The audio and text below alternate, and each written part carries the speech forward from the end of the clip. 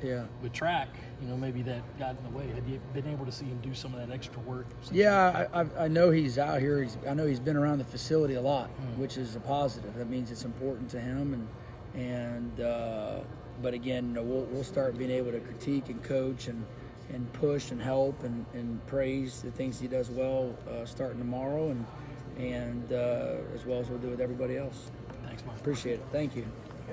Positive or negative that there isn't really a whole lot of proven guys at your position for you as a first-time coach? Yeah, I think it's a positive. I think sometimes when you have too many guys coming back that have been around, especially in a competitive room like we have, there's sometimes you can get comfortable and now with guys that it's so refreshing that you got a lot of guys that new faces, or you got the freshmen coming in that both of them, DeBron and Mazio, that we're here in the spring and kind of like an acclimation, right? But now they're in and they know the playbook and they know what we're asking them to do and practice and all that good stuff. So now they get a chance to kind of come out and be comfortable and work their tail off and be competitive. And I think it's healthy. I think it's really healthy. So and it's exciting.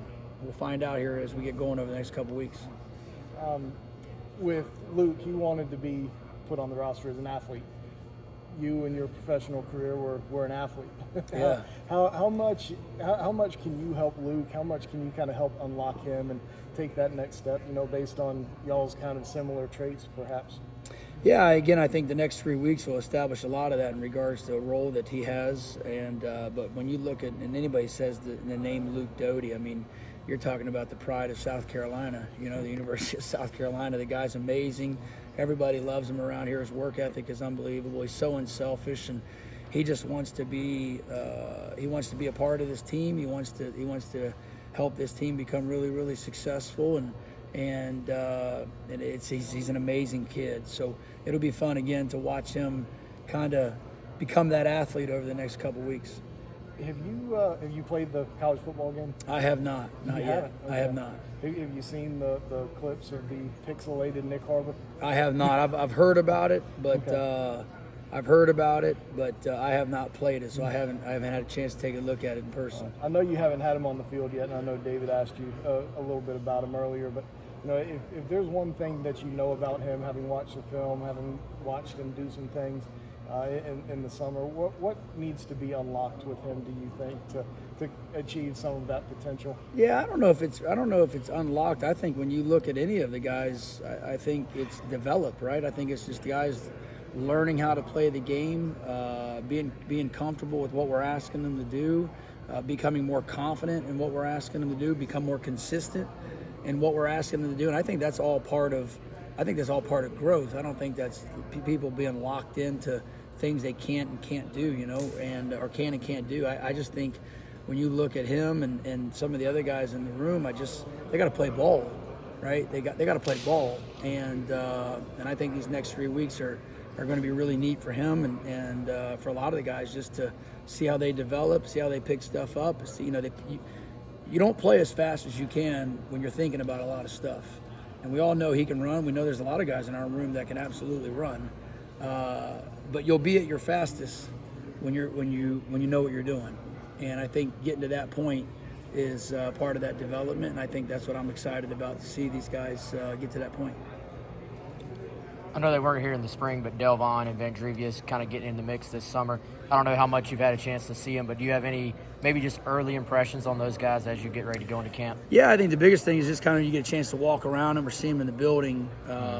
You look at Vendrevious, and he's a wiry athlete that's got a confidence to him and a swag to him that's I think really healthy. And then you got a Delvon that's a legit 6'2", 6'3", 220-pound guy that everything about him just speaks that he's a strong individual. Runs strong, I'm sure, catches the ball strong, the whole 9 yards. And so, but when you're around them, you can sense that they're football players. And I think that's why we recruited them, and that's why we brought him in, and they've checked the boxes on all that so far. When you kind of go into a season where it feels like a lot of positions are up for grabs in that receiver room. Yeah. How much are you looking at guys specifically like, hey, this is an X, this is a Z, versus cross-training and being like more like, well, this guy might fit that spot, but this would get our best 3 kind of on the field at the same time? I mean, obviously a lot of it has to do with schematics, and so obviously we're not going to get into schematics, but I think the best thing is nowadays is put your best 3 wideouts on the field.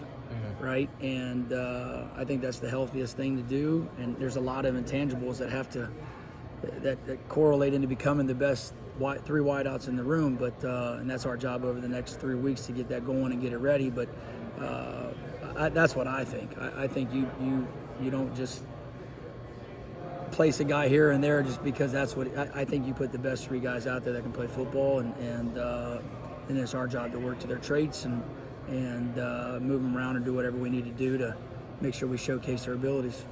What has your message maybe just been to the group as a whole?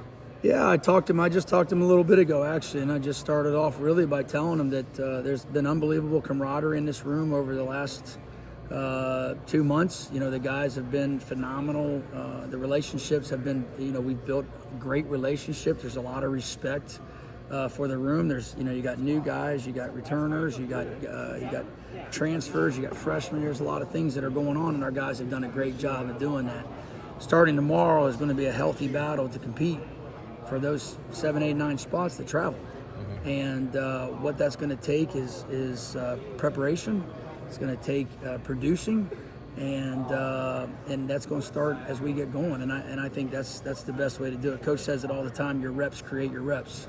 And sometimes when you don't have a room that has the talent or the depth, it's hard to stand to that, right? But when you do have room, I think that we have with the depth, that competition, those reps are going to create reps, and it's going to be able to, filter guys out.